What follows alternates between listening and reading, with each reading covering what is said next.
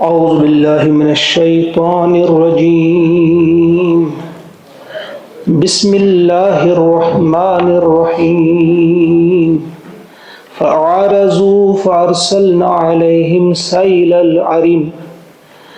سيل العرم وبدلناهم بجنتيهم جنتين ذواتي أكل خمط وأثل وشيء من سدر قليل صدق اللہ العظیم۔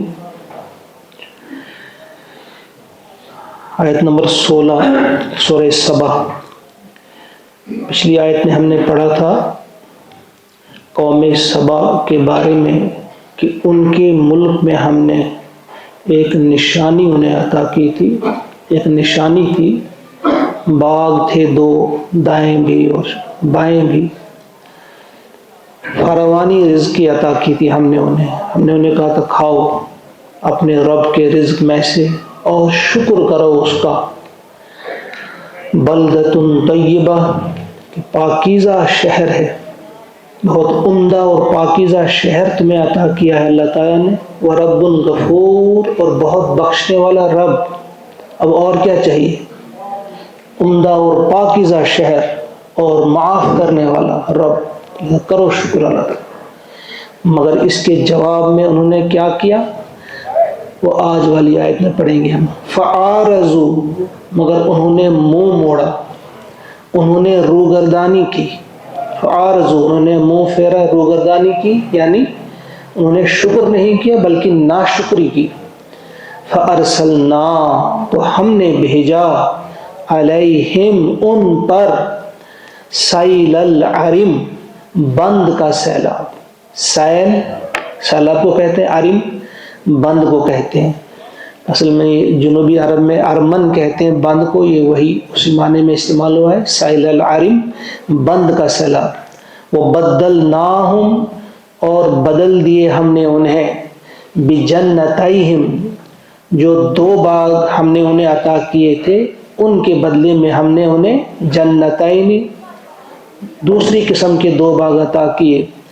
ذواتی اکلن، ذواتی یعنی والے، اکلن میوے، کس قسم کے تھے؟ خمدن، بد مزہ، بد مزہ میووں والے باغات۔ واصلن، اور جھاڑ جنکار۔ وشیء من صدر قلیل، اور تھوڑے سے بیر، بس بیر کے کچھ درخت تھے، یعنی جن کا تذکرہ ہم ابھی پڑھ رہے تھے پچھلی آیت میں کہ ہم نے 2 باغ، ان سے مراد یہ تھا کہ کسی بھی جگہ انسان کھڑا ہوتا، دائیں دیکھتا تو باغات، بائیں دیکھتا تو باغات، باغات ہی باغات تھے، جو مختلف قسم کے بند بنا کر انہوں نے ایک ایسا آبپاشی کا نظام قائم کر رکھا تھا، پورے ملک میں کہیں دقت نہیں تھی پانی کی، پانی وافر تھا اور مٹی بھی بڑی زرخیز تھی، اس اعتبار سے بہت زیادہ کھیتی بھی وہاں پہ ہوتی تھی اور باغات بھی تھے، قسم قسم کے میوے تھے ان کے پاس، ہر چیز میسر تھی۔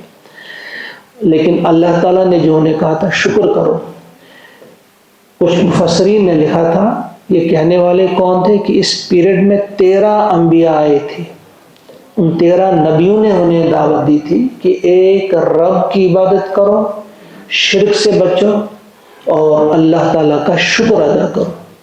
لیکن انہوں نے انبیاء کی بات نہیں مانی، انہوں نے اعراض کیا، فعارضوا، نبیوں کی بات نہیں مانی، انہوں نے منہ پھیر لیا۔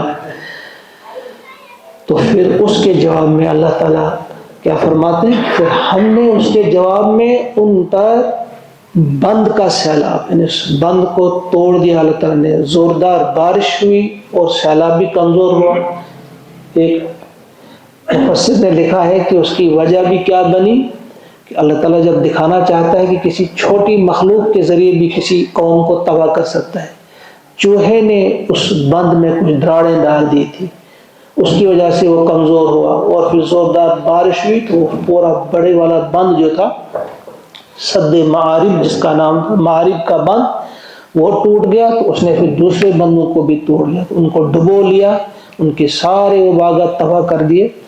پھر دوبارہ انہوں نے وہ نہیں بنا سکے، وہ نہریں درست نہیں کر سکے، جو مٹی آئی تھی وہاں پہ جو بالکل زرخیز نہیں تھی، تو اس کی وجہ سے وہ پڑے رہے. تو وہی جو پھر خضرو پودے اگتے ہیں، جھاڑ جھنکاڑ اگتے ہیں، کسی قابل جو بھی نہیں تھے، کچھ بھی نہیں رہا. کچھ درخت خود سے بنے وہ جنگلی، لیکن وہ بالکل بدمزہ تھے، کڑوے کسیلے کچھ پھل بنے جو کھانے کے قابل نہیں تھے.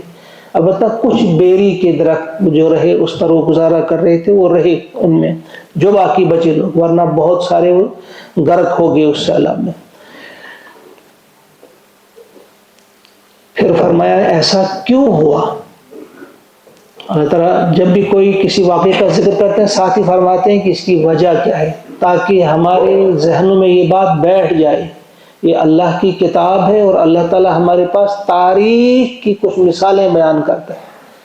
وہی کہتے ہیں، اسی طرح اللہ تعالیٰ نے کہا ہے فَبِأَيِّ حَدِيثٍ بَعْدَهُ يُؤْمِنُونَ.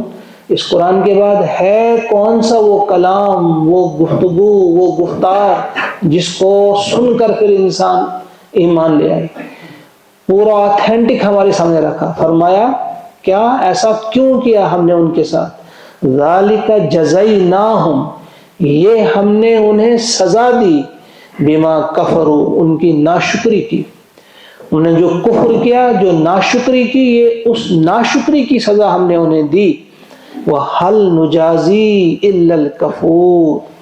اور ہم صرف ناشکروں کو ہی ایسی سزا دیا کرتے. وَهَلْ نُجَازِي. اور کس کو ہم جزا دیتے ہیں، کس کو ہم سزا دیتے ہیں، کس کو ہم بدلہ دیتے ہیں، ایسا بدلہ الا الکفور، سوائے ان کے جو ناشکرے ہوتے ہیں. ناشکروں کے ساتھ ہی ایسا اللہ تعالیٰ کرتا ہے کہ بہت بڑی نعمتیں دی ہوں، پھر وہ نعمتیں چھین لیتا ہے. کن سے لیتا ہے؟ چھین لیتا ہے جو ناشکرے ہوتے ہیں، جنہیں. لیکن پہلے بھی میں نے کہا کہ شکر کرنے کا مطلب یہ نہیں کہ ہم زبان سے کہیں اللہ کا شکر ہے، نہیں، عملی شکر. اذان ہو رہی ہو ہم گھر کو بھاگیں گے کہیں گے ہم شکر اللہ کا، نہیں. اذان کے وقت، نماز کا وقت، اللہ کے دربار میں حاضر ہونے کا وقت، ہمیں حاضر ہونا ہے. اللہ تعالیٰ ہمیں زکوٰۃ ادا کرنے کا حکم دے، ہم زکوٰۃ سے جی چرائیں اور زبان سے 1000 بار کہیں اللہ کا شکر. نہیں، مال اللہ نے آپ کو شکر دیا ہے تو اس کا شکر یہ ہے کہ مالی انفاق آپ کریں. آپ کو اگر ذہانت دی ہے، آپ کو ذہین بنایا ہے، تو اس کا شکر آپ نے ایسا کرنا ہے کہ اس دین کو ذہین لوگوں تک پہنچانا ہے. اللہ تعالیٰ کی محبت پیدا کرنے کی صورت آپ نے پیدا کرنی ہے کہ فرد تک آپ نے یہ بات پہنچانی ہے کہ اللہ کی محبت، اس کی کیا اہمیت ہے، اللہ کون ہے. اللہ کی معرفت خود بھی حاصل کرنی ہے اور دوسروں کو بھی اللہ کا تعارف کروانا ہے. بہرحال فرمایا اللہ تعالیٰ نے یہ سزا ہم نے ان کو اس بنا پہ دی کہ انہوں نے کفر کیا، انہوں نے ناشکری کی، اور ہم ایسی ناشکری کرنے والوں کو ایسی ہی سزا دیا کرتے ہیں. وَجَعَلْنَا بَيْنَهُمْ. اور ہم نے بنایا بینہم ان کے بیچ، وَبَيْنَ الْقُرَىٰ. اور دوسری بستیوں کے بیچ. دوسری کون سی بستیاں؟ الَّتِي بَارَكْنَا فِيهَا. جن کو ہم نے برکت عطا کی ہے. اس سے مراد شام اور فلسطین کی بستیاں ہیں، یعنی ان کی جو بستی تھی سبا اور شام اور فلسطین کی بستیاں، جن کے لیے قرآن نے دوسری جگہ بھی الذی بارکنا حولہ لنریہ من آیاتنا. تو وہ برکت والی بستیاں اور اس بستی کے بیچ ہم نے کیا بنائی تھی؟ قرآن ظاہرتاً، نمایاں کچھ بستیاں، نمایاں بستیاں. فیہا السائر. اور ان میں ہم نے کیا رکھا تھا؟ ایک جو ان کے لیے خاص مسافت پر کچھ ہم نے جائے قرار رکھی تھی، ایک خاص ٹھہرنے کے مقام رکھے تھے. اس کا کیا مطلب ہے؟ یہ ہم کو سمجھنی یہ بات کہ ایک تو بہت سارے باغات اللہ تعالیٰ نے انہیں عطا کیے تھے. دوسرا کرم اور بہت بڑا فضل اللہ کا ان پر یہ تھا کہ یہ زبردست قسم کی تجارت کرتے تھے. اور تجارت کے لیے جب یہ سبا سے جاتے تھے ملک شام اور فلسطین، تو راستے میں جو ان کو سفر تھا وہ اتنا آسان تھا کہ ان میں نمایاں بستیاں تھیں. کیا نمایاں بستیاں؟ مراد یہ ہے کہ جب یہ سفر کرتے ایک بستی ختم ہوتی تو دوسری بستی کے آثار شروع ہوتے.